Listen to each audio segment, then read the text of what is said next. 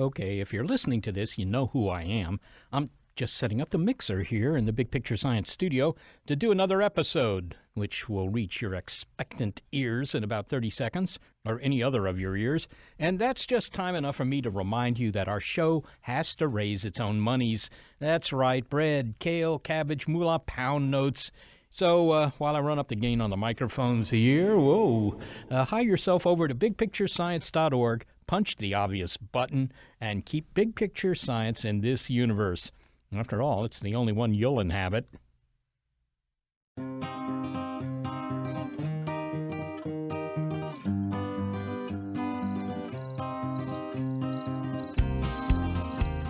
Warm nights are here, so I spend more time looking up at the night sky. The summer triangle, sporting the stars Deneb, Vega, and Altair, that's my guidepost. These three stars don't seem to have any planets, but still, I kind of wonder what it would be like to visit a planet outside our solar system. When I first learned of the summer triangle in my youth, planets beyond the ones we learned about in grade school were a nice idea, but not more than that. No one was sure they existed. They might be there, but we couldn't see them. Today we know that there are roughly 1 trillion planets in the Milky Way galaxy, 1 trillion. And now we can even picture what sort of landscapes we might find on those worlds. I'm Seth Shostak. And I'm Molly Bentley. Welcome to Big Picture Science, produced at the SETI Institute, where researchers investigate the nature and origin of life. On Big Picture Science, we give you the wide-angle view on science and technology. Pictures of planets in our own solar system are coming into sharper focus. Thanks to recent research, we now know that lakes may have dotted the ancient Martian landscape and that slow-moving icebergs glide across Pluto's frozen seas. In this episode, we take you to these worlds and even imagine distant exoplanets elsewhere in the galaxy. We also ask whether the 8 planets of our solar system are typical in the cosmos or highly unusual. It's Imagining Planets.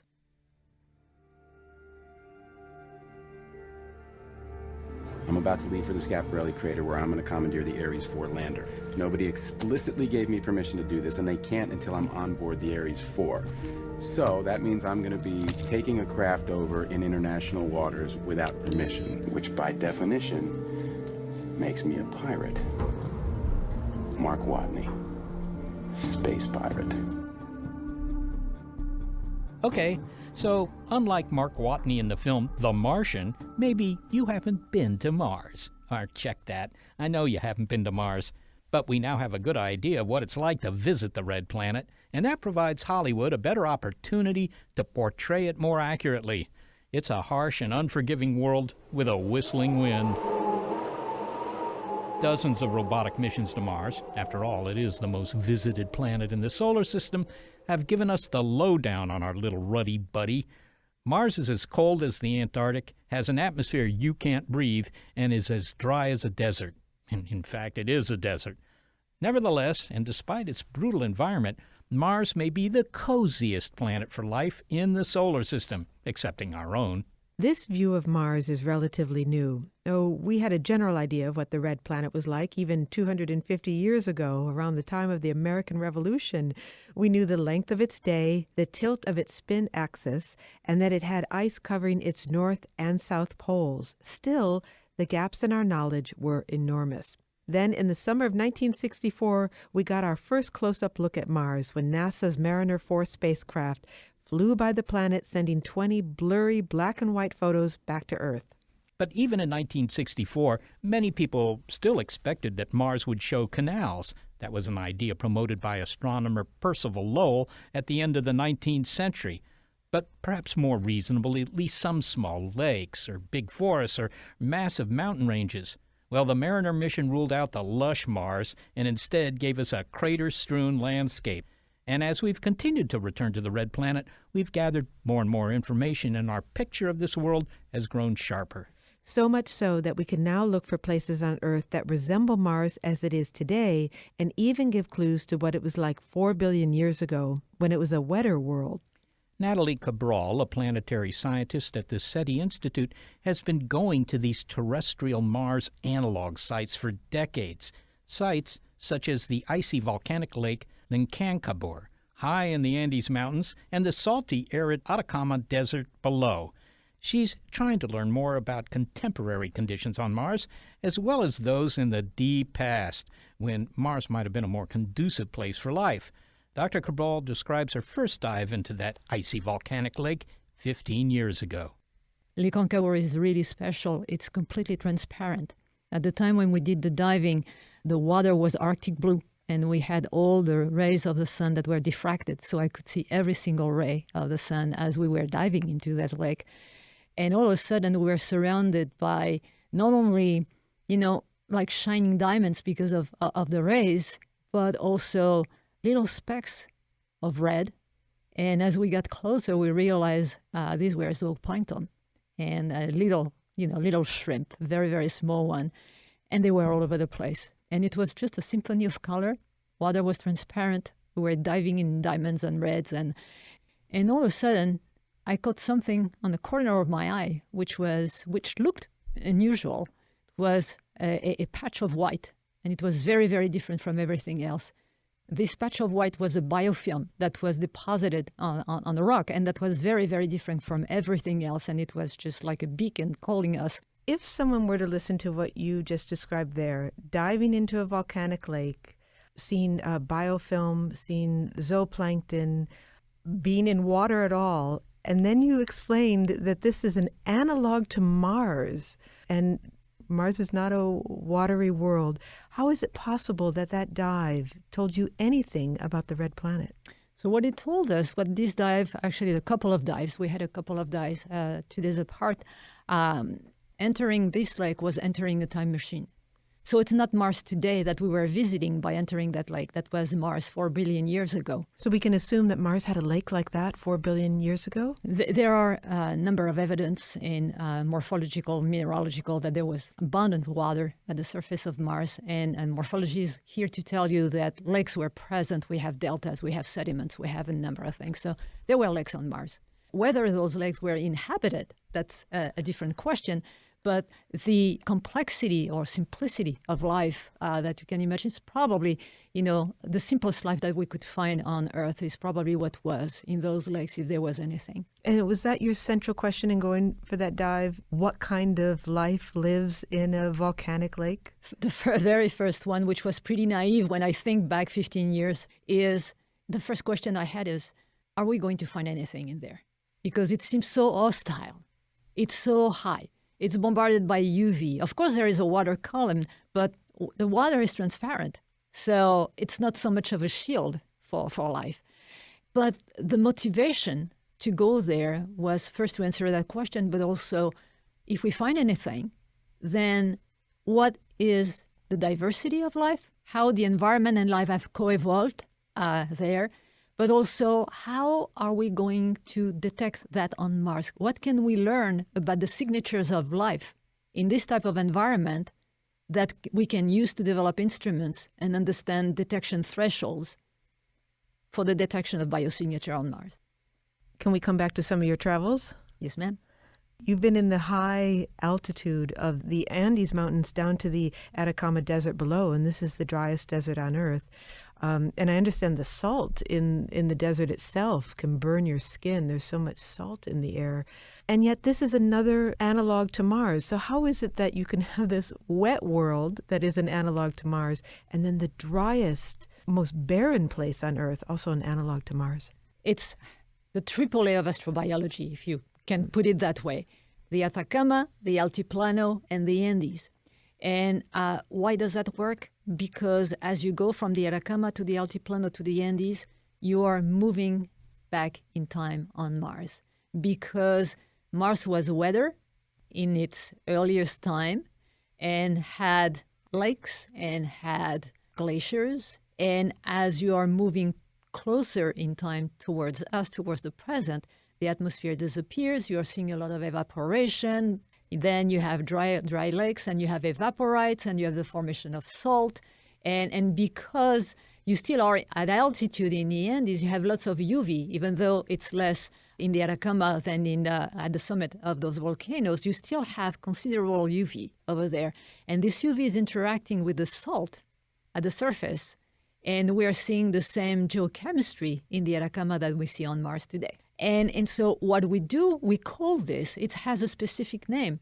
We call this a space-forward time substitution experiment, which means that by going higher in the Andes, as we go along this traverse, we are going back in time on Mars.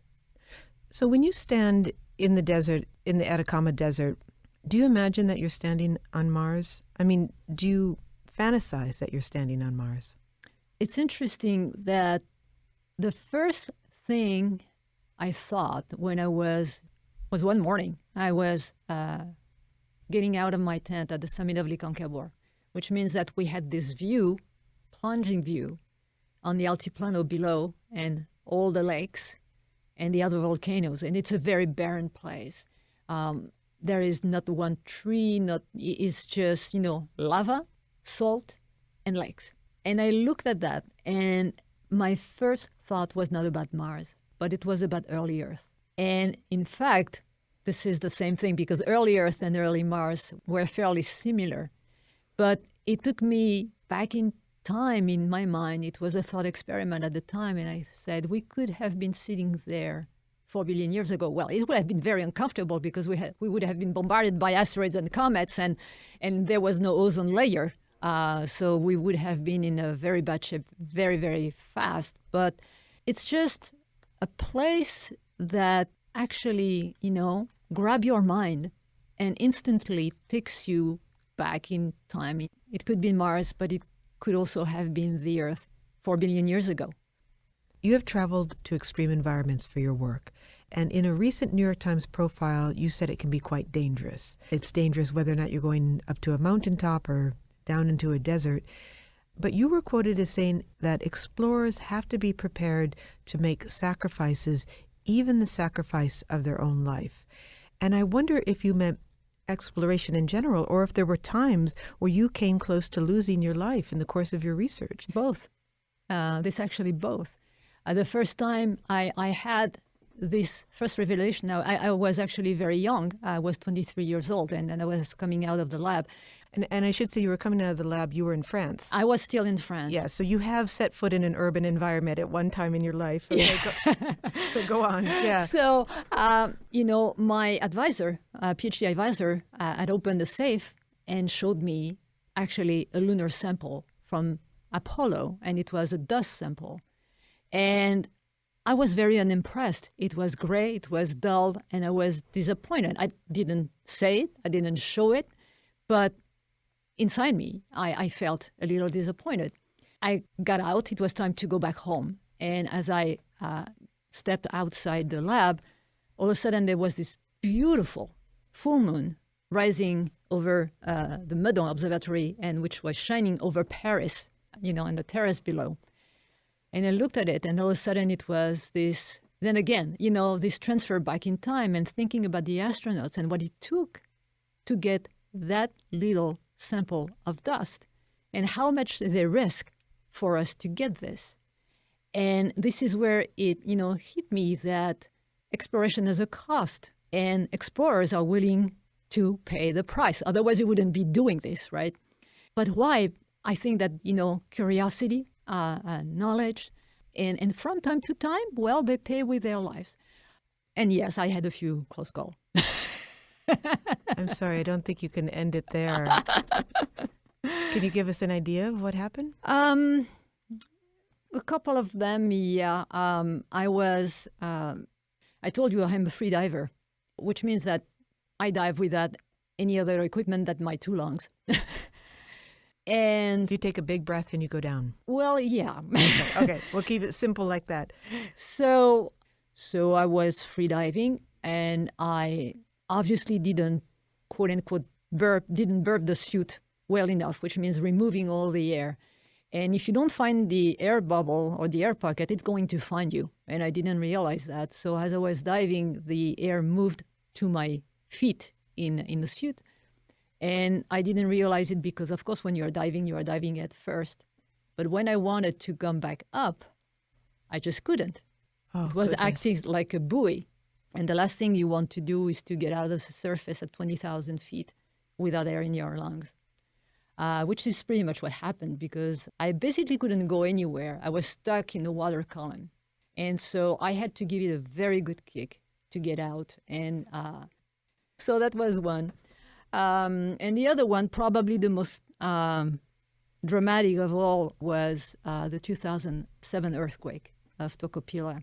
This earthquake actually killed a few people on the coast, and it was a very serious one. It was a 7.8.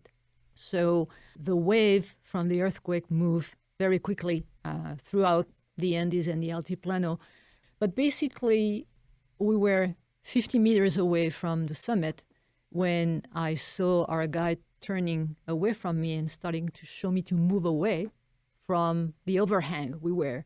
And so I took the radio, and I had my chief logistic officer calling me from the base of the volcano, and he was frantic. I turned around, and I could see the entire Altiplano, or in fact, I could not see anything anymore. Everything was covered in dust, avalanching everywhere, except where we were. And we were probably in one of the most dangerous places in the volcano. We're in the gully. So when I saw that, I first told him we were fine, and I moved everybody. And I say, we're going to wait for the aftershock, because there is always an aftershock, as we know. So the neighboring volcano, the infamous Lascar, shared a slope with the one we were, and just a little lower. And I say, there is a lot of smoke. I think that Lascar is erupting. That got my attention. For like a fraction of a second, yeah, I had my blood in my heels. I mean, the human mind is incredible. It was more of a survival mode. What do I need to do next? And I said, okay, what do you see? They say, there is a lot of smoke. What color? White. Okay, we are fine.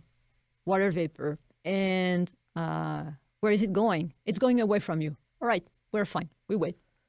But he called me a couple of minutes later, and he say, there is avalanching on Lascar and a lot more smoke. Okay, and he say, also the wind has changed direction and it's coming towards you. Okay, what's the color? And he said, yellow. And then I used an expletive because this was sulfur coming out of the volcano. And when you mix that with the moisture of your lungs, then you have sulfuric acid, and you're in a very bad place. And as he was saying this, I turned to look at the crater, and I could see the yellow plume just starting to show up at the level of the crater. So I called everybody and asked them to come where I was. I wanted to be a little careful because we had a 21-year-old with us, and I didn't know how she was going to react. So I'm explaining what's happening, that the place is becoming a little too dangerous for us to stay, and that we had to descend and fairly fast. And all of a sudden, the 21-year-old just jumped at my neck and started to hold me really tight. And she looks at me and say, "This is so cool." Okay, we are fine. So we descended very fast. We could see the plume passing way overhead, but it was engulfing the entire crater where we had been like half hour before. So we bailed out right in time. Well, Natalie Cabral, we're very glad you made it down off that volcano and safely into our studio where you could sit with us and talk about your work. Thank you so much. Yeah, you're very welcome. My pleasure. Natalie Cabral is a planetary scientist at the SETI Institute.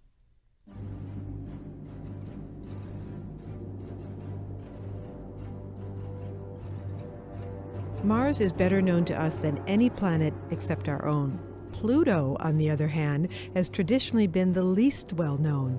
It wasn't even discovered until the 20th century, and then it appeared as no more than a tiny dot on a photograph. Coming up, the principal investigator of NASA's mission to Pluto reflects on the flight of the spacecraft, the terrifying failure moment, and the images that transform this far-off object from a modest little dot into a world of mountains, plateaus, and other bizarre features. We are imagining planets on Big Picture Science.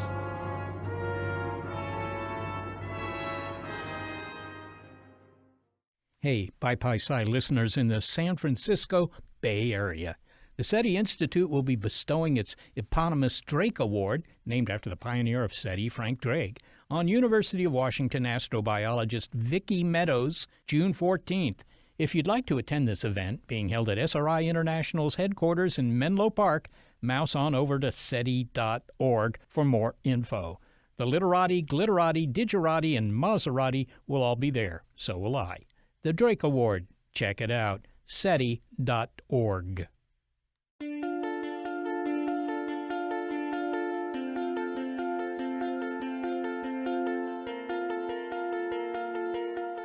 The planet Mars, strewn with rocks and mountains made of stone, might have been, or maybe still is, a home to life.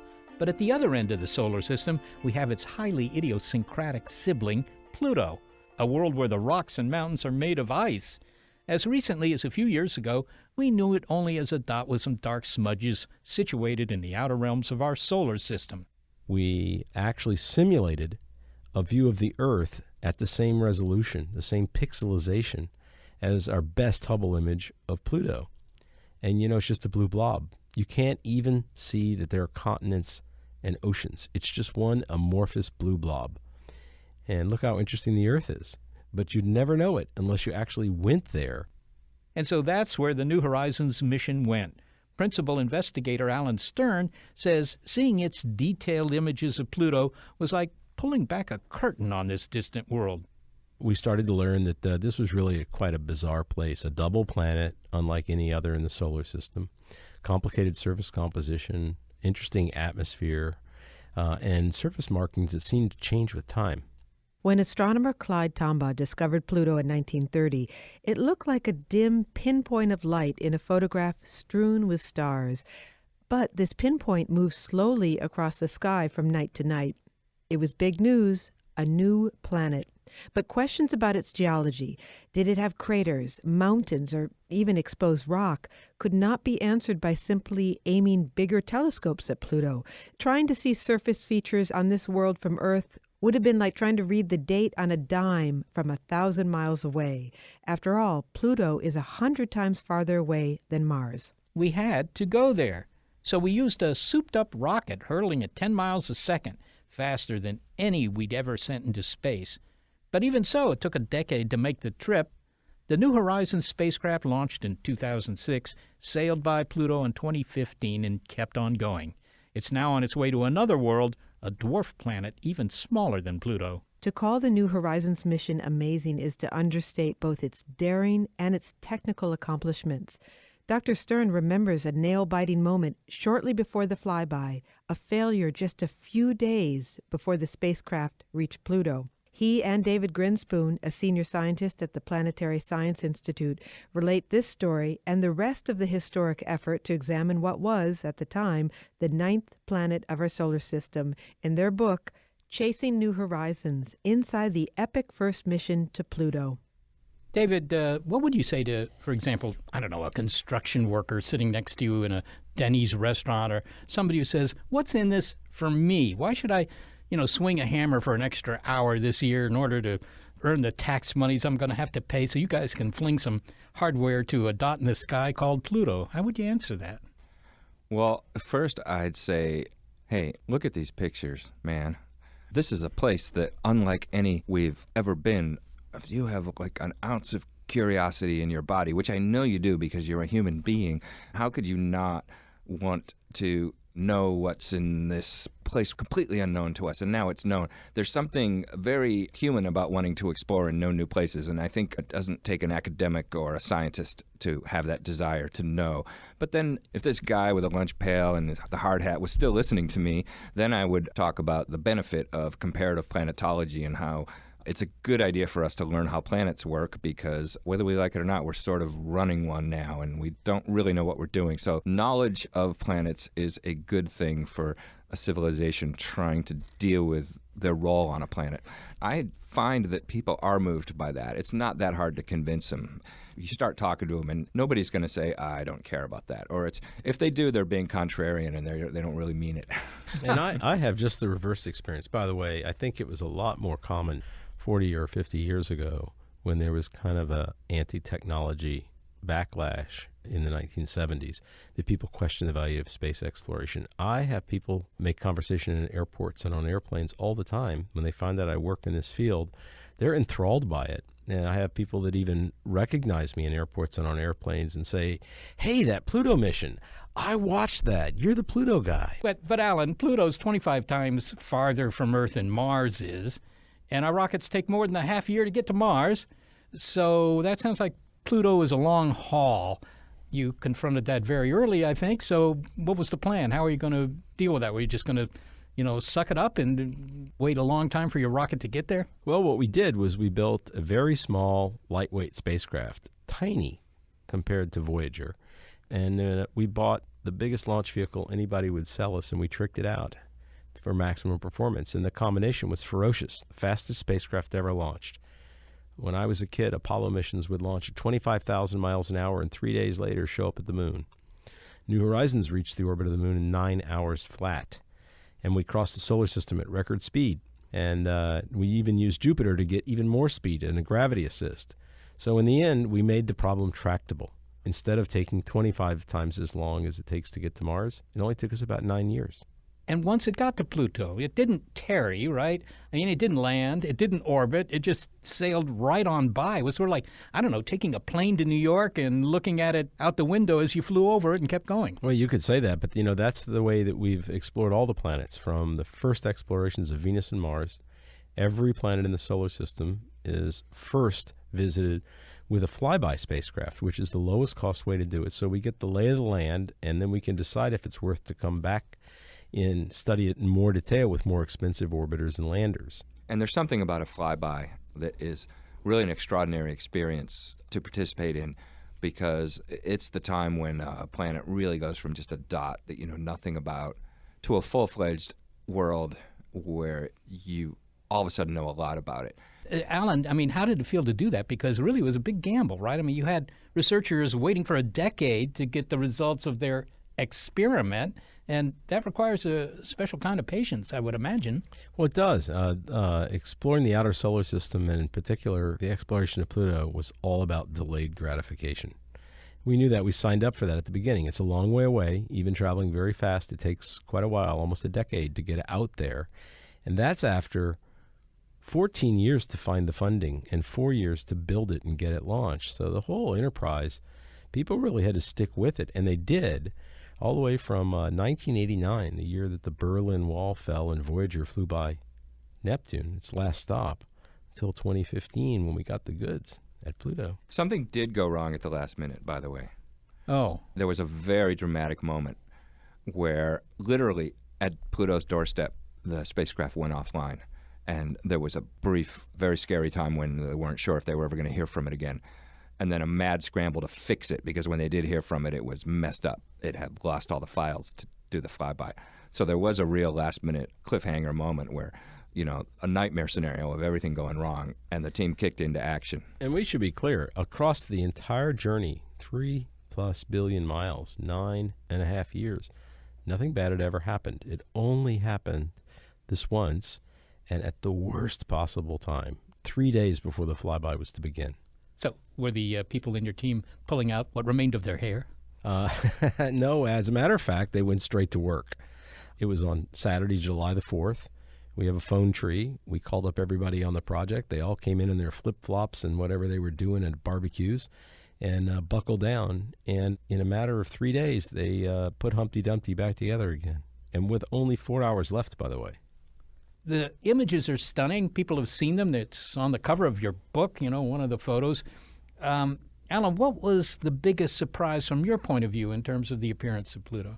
Well, I think for all of us on the science team, the combination of the complexity of this little planet, it's just the size of a continent on Earth, and yet here we had glaciers, ice volcanoes, avalanches, what looked like frozen lakes, vast canyons. We had areas that were old and areas that were brand new. And we just didn't expect that a small planet could be as complex as a place like Mars or the Earth. So we started calling Pluto the new Mars. And it's really upended our ideas of how small planets can evolve and still be active billions of years after their formation. We would have never known that if we hadn't been to Pluto. You know, for the rest of history, those New Horizons images, even eventually will go back to Pluto, I think, with orbiters and other missions, but the New Horizons images will will live forever as just this revelation of this extraordinary place. Alan, I don't think most people would imagine Pluto as a possible abode for life, but maybe it could support biology, or is that not true? Well, I'm going to ask David to weigh in on this as well. But, one of the things we learned with New Horizons is that there's pretty strong circumstantial evidence, the kind of case you might see on a CSI episode, that convinces you that Pluto very likely has a liquid water ocean under its surface. And that suggests that there could be habitable conditions in that ocean. David? Yeah, well, as far as we know, what life requires, and again, as far as we know, you could argue that's not very far since we've only got life on one planet, but astrobiologists have studied this question a lot, and we generally provisionally conclude you need liquid water, you need organic matter, and you need an energy source. And on Pluto now we have pretty good circumstantial evidence that there is a subsurface ocean of liquid water. And clearly there's a lot of organic matter in the Pluto system, as there seems to be all around, the universe. It's common stuff. And clearly, and sort of surprisingly, there are energy sources, because one of the big surprises of New Horizons of Pluto was how active the geology is. There's energy driving the geology that the scientists on the New Horizons team are still trying to figure out fully what's driving that. But there's some kind of energy source, and there's all the other requirements. So now, I never would have said this before the New Horizons results, but I think we have to add Pluto to the list of possible abodes for life in our solar system. Yeah, there's something like 7 or 8 of them, right? I mean, if we include the atmosphere of Venus, which you have included, by the way. Yeah, but as Alan's often pointing out, we used to think of oceans as being something that resided on the outside of planets. And now we know that there are a lot of oceans in our solar system, and Earth is the weird one with the ocean on the outside, and there are a lot, apparently, that have oceans on the inside. So maybe that's where all the fish are. And not to make a pun, but this is a sea change. we really, really have come. And this is something that was completely unexpected at dawn of the space age. When you looked with telescopes across the solar system, you couldn't find any other ocean worlds. And so the prospect for biology was thought to be small. And then, one by one, beginning with the satellites of Jupiter, we've started to find that these oceans inside of worlds are common, and that there are many abodes for life. You don't have to be in a habitable zone, because planets make their own habitable zones deep in their interiors when there are these liquid water oceans. Even as far away as the Kuiper Belt, where Pluto is, 3 billion miles from the sun, where the surface is 40 degrees above absolute zero. That's minus 400 Fahrenheit. Nestled beneath the mantle is a liquid water ocean. That's amazing. And rock-water interactions on Earth generate interesting chemistry that can fuel life. So I don't want to get too specific here, because who the heck knows? But where there is energy and water and interesting chemistry, who knows? Something could evolve. Listen, if I drilled a hole 2 miles deep in my backyard, down into the rock there, I'd pull up microbes, right? Yeah, but that's not fair, because you live on a planet where life has been evolving for a long, long time. It's had time to tunnel down, has it? Yes. All right. So, New Horizons, not yet done exploring. Where to next? Alan, where's it going next? Ultima Thule. This is the nickname we've given to our next flyby target. It's a Norse phrase that means beyond the farthest frontiers, and it's aptly named because we're going 1 billion miles beyond Pluto to flyby to reconnoiter this object. I'm on a first-name basis with it. I just call it Ultima. On New Year's Eve and New Year's Day, this coming New Year's Eve and New Year's Day 2019, New Horizons will swoop down over this small building block of planets like Pluto at a range much closer than we flew by Pluto, taking much more detailed images and spectra, and returning that data to Earth beginning the first week of the new year. And what do you expect to see? That's a good question. No one's been to anything like this before, and it's just a point of light in our telescopes, and very faint because it's small and it's very far away. And we know much less about it than we knew about Pluto, and even Pluto, you could have probably put everything on one sheet of paper. I don't think I can write 2 sentences about this one. And it's 1 billion miles farther out than Pluto, so not even close. By far, it will be the most distant place we've ever explored and seen images of. Finally, gentlemen, there are people who think that NASA has lost its mojo, that it's become ossified, sclerotic, incapable of doing anything very challenging, innovative, or daring. New Horizons doesn't seem to fit that mold. Any comments on NASA? No, I mean, the story of New Horizons is one of America really being on its game. And it's a nice reminder right now when a lot of people, we have somewhat divisive moment in our country, shall we say, and maybe some people are doubting our role in the world in some ways. But NASA is on its game, and New Horizons shows what we can do when we work together in teams and focus on a distant goal. And NASA's, still going strong. We've got all kinds of great missions to look forward to in the future. We're going to Europa. We're going to new kinds of asteroids. We're proposing new missions back out to the Kuiper Belt and other places. So I don't see how anybody could look at the range of what NASA's doing now and say that we're sclerotic. Yeah, and I have to say I'm of the same mind. I think that, in fact, right now we're just entering a golden age, not only for science at NASA and exploration, but for the abilities of humans to go exploring. NASA's currently developing 3 separate human spaceflight systems. At the same time, we have companies like SpaceX and Blue Origin that are developing human spaceflight systems. This is a golden age for both human and robotic spaceflight. Alan Stern, David Grinspoon, thanks so much for joining us today. Thank you very much. Thanks for having us, yeah. Alan Stern is the principal investigator for NASA's New Horizons mission. David Grinspoon is a senior scientist at the Planetary Science Institute. Their book is Chasing New Horizons, Inside the Epic First Mission to Pluto.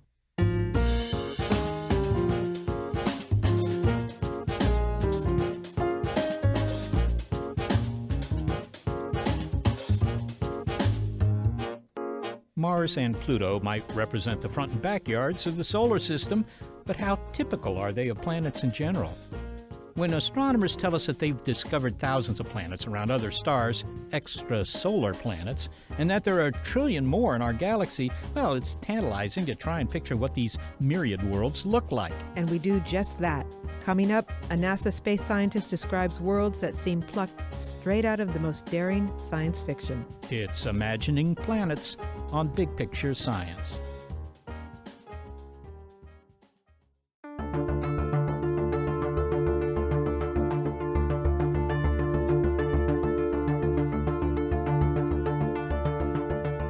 Thanks to astronomical detective work of the last 24 years, we found that planets beyond the solar system are as plentiful as weeds. But unlike weeds, they have personalities. They're definitely not all the same. Although I think some of the weeds in my yard do have personalities. Any of them attractive? Only to other weeds. Well, before we had missions to look at these worlds in detail, we could only draw on our imagination. When pictured for us in movies and TV shows, these exoplanets, which are planets that orbit other stars, are frequently bizarre and quite dissimilar to the ones we know. In the movie Dune, giant worms wriggle out of the sand on a planet that looked like it was the Sahara Desert everywhere. Careful where you step. But that was fiction. What does science say? Thanks to work with large ground-based telescopes and the Kepler space-based telescope, well, we can't see giant worms, but we're learning that there could be many worlds that resemble Earth. But there are undoubtedly many, many more that are unfamiliar, that don't look like any of the worlds of our solar system. So far, we've only investigated a small number of these trillion exoplanets, somewhat more than 3,000. We've measured sizes, masses, and even something about their temperatures, and that gives us an idea about their appearance and their environments, says Jack Lissauer, a space scientist at NASA Ames Research Center. Jack, we've discovered more than 3,000 planets around other stars, exoplanets, but we haven't actually seen very many. Why is that? Planets are very faint, and they're near stars in the sky. And the stars are much brighter. All right, but despite the fact that, we don't see them, we do notice their effects, such as... Well, we can measure their mass if they pull their stars, or if they're transiting, if their orbits are edge-on, we can see them periodically passing in front of their stars and blocking a small fraction of the star's light. Okay, so that tells us what? I mean, what numbers do we get out of an observation like that? If we see them transiting, the average temperature and also the size, and sometimes you can get, if you look at the pull they exert on their star, through the radial velocity or Doppler method, you get their masses. So somebody asks me about my dog. not that I actually have a dog, but and I tell them, well, it weighs 31 pounds. It's 2 feet long. It has brown eyes. Sort of like the mass or the average temperature, just whatever of these planets. But that doesn't tell people very much about my dog. Can we really learn anything about these planets that's interesting from these limited numbers? Well, yes, we can, Seth, because from the mass and the radius, we can have a good idea of what they might be made of.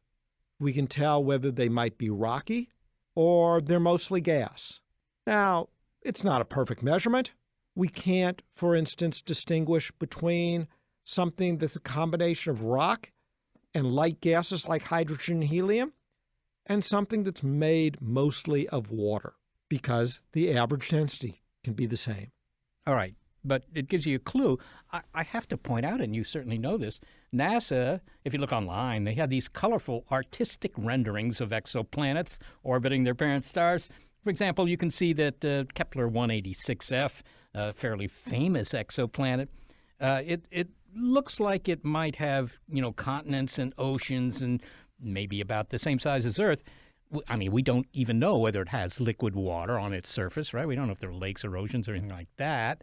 But we allow the artist to show those things only because it isn't ruled out based on the data we have, or is that Well, wrong? it's not ruled out because that planet is in the right zone, the habitable zone, that if it had water, that could be liquid form.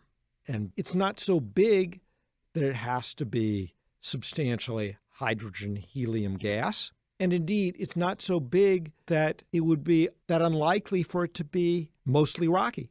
So there is some science there. Absolutely. Well, okay. Kepler 186f has been sold in some quarters as an Earth-like planet. I think I know what that means, or at least I think I know what my neighbor thinks that means. But does it also mean we would have the same sort of topography and climates as we do here on Earth, like, snow-capped mountain ranges, deserts, vast oceans? Or is our planet maybe special? I mean, the other planets of our own solar system, some of them are more or less the same size, but the topography doesn't quite look the same. You're right, Seth. Topography differs from planet to planet.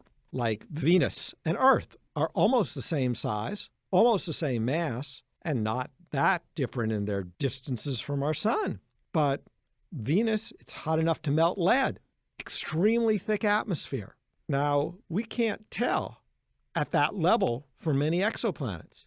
We can tell some of them are just too close to have liquid water in a sunlit part of their skies. But we can't tell that a given planet right now, with the data we have, actually has liquid water. And we can't tell what kind of an atmosphere planets have unless they're big enough that they have to be hydrogen and helium dominated.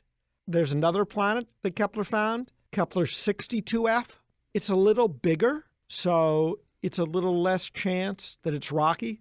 There's more chance that it has a very thick atmosphere that would make it extremely hot at the surface, if it even has a surface, even though it's at a distance that it gets less starlight from its star than we get from the sun. But its star, it's a lot closer to the sun in its mass than Kepler 186f. So if I had to move to an exoplanet, and believe me, I wouldn't want to move to any of them, because even if we found one that's habitable, my bet is that it doesn't have chocolate, so it wouldn't be very habitable. I would take my bets on Kepler 62f. Now, my second choice would be 186f. I see. Well, a lot of the exoplanets we've been finding, actually, are what are called super-Earths. And when I think of a super-Earth, I think it's better than the Earth. But I don't know if super-Earths are really better. They're just, bigger. What would it be like on a super-Earth? If I took, photos on a super-Earth, what would they look like? Any idea? Well, different people use the term super-Earth to mean different things. As you stated, a super-Earth is bigger than Earth. But the term is so great. I mean, it's a wonderful term. you think of it as better than an Earth, not bigger than an Earth, that people have used it for a lot of planets, which really are more like Neptune, but maybe a little bit smaller than Neptune or Uranus. So you could think maybe they're Earth-like, even though it's very unlikely they're really at all Earth-like. Would any of them be what are called water worlds, at least in the the popular sense? I'm thinking here of Kevin Costner's movie Waterworld. Was that a super Earth, or does anybody know? When we think of a water world, something that's covered by an ocean, that could be really a super Earth. It could be an Earth-like planet. If we had 5-10 times as much water, we might very well be covered globally with an ocean. And when you talk about a water world in the science fiction sense, it has a thin ocean. It's mainly a rocky world. But there's another definition, and that's a planet with a substantial fraction of its mass and volume, water. So more than 10%, say. And then there would be no rock, except very, very, very deep down. Well, finally, Jack, we've recently learned more about planets in our own solar system. Quite obviously, we've been sending spacecraft there. We have a more complete image of Mars to the point that we can identify analogs to its environment even here on Earth. And our detailed pictures of Pluto, well, they've certainly changed our notions about that planet, which when I was a kid was no more than a dot on a field of stars in the photos. In what way have new insights into the planets of our own solar system help us picture these other worlds, these exoplanets? The diversity of planets and also of moons in our solar system, because there are many moons that are bigger than our moon and a few that are actually bigger than the planet Mercury, have told us a lot about what can be out there. But they've also told us that we're not real good at predicting things and imagining diversity. Pluto, people talked about all sorts of surprises. Well, before we saw Pluto, we knew so much more than we do about any of these exoplanets. And when Voyager went by, got the first good views of the satellites of all 4 giant planets, we saw just how diverse these objects that were, like Pluto, just points of light and telescopes from the ground, are when they're close up. We saw how different Mars and Venus are from our Earth, and Mercury too. And with these exoplanets, we know that some of them are very unlike anything we have in our own solar system. We can be certain that we're going to find things that are different from the kinds of planets we know about. Jack Lissauer, thanks so very much for speaking with us. Well, pleasure, Seth. Jack Lissauer is a space scientist at NASA Ames Research Center. So what we're hearing in the show is that there are still surprises to be expected when it comes to the planets, that these extrasolar planets are not going to be variations on the themes that we're familiar with in our own solar system, and that the planets nearby, relatively close nearby, Mars and Pluto, for example, may give us a glimpse into the nature of some of the planets that are light years away. Having said that, we should still expect the unexpected. Well, it's much more exciting that way. Imagine if you had told an explorer of the 16th century, hey, here are the kinds of lands you can expect to find scattered across the Pacific. That would be both inaccurate and a little discouraging. It's finding new, unexpected things that appeals to scientists. And the other thing that emerges is that these data don't just plop down onto the scientist's desk. So in the case of the New Horizons mission, they built this spacecraft. It took decades to build it and have it get all the way to Pluto. And there was this exciting moment at the last minute where all might have been lost. It took a lot of mental stamina and technical prowess to see that mission to its end. And then you think of a researcher like Natalie Cabral, who needs mental stamina and also physical stamina to do the research that she does in some of the most extreme environments on Earth. Yeah, well, which would you choose? To wait 10 years and hope that the spacecraft gets there so you can finish your PhD, or dive into an icy lake on the top of a mountain? I think I might want to sit in mission control with my cup of coffee and wait for the spacecraft to beam back the images. That's got to be a pretty big cup of coffee for 10 years. I don't know. Well, would you rather be chased down the mountain by a ball of yellow sulfur smoke? Well, I don't know. I've really never had that experience. So you'd have to actually have had that experience in order to make the comparison fairly, whether or not you'd like to almost die on the side of a volcano or have a cup of coffee and sit in mission control. Well, to be completely honest, I don't like coffee all that much. Well, the point is that to be an explorer means not to play it safe, although it's safe to say that we have just begun to explore. I think that's safe to say.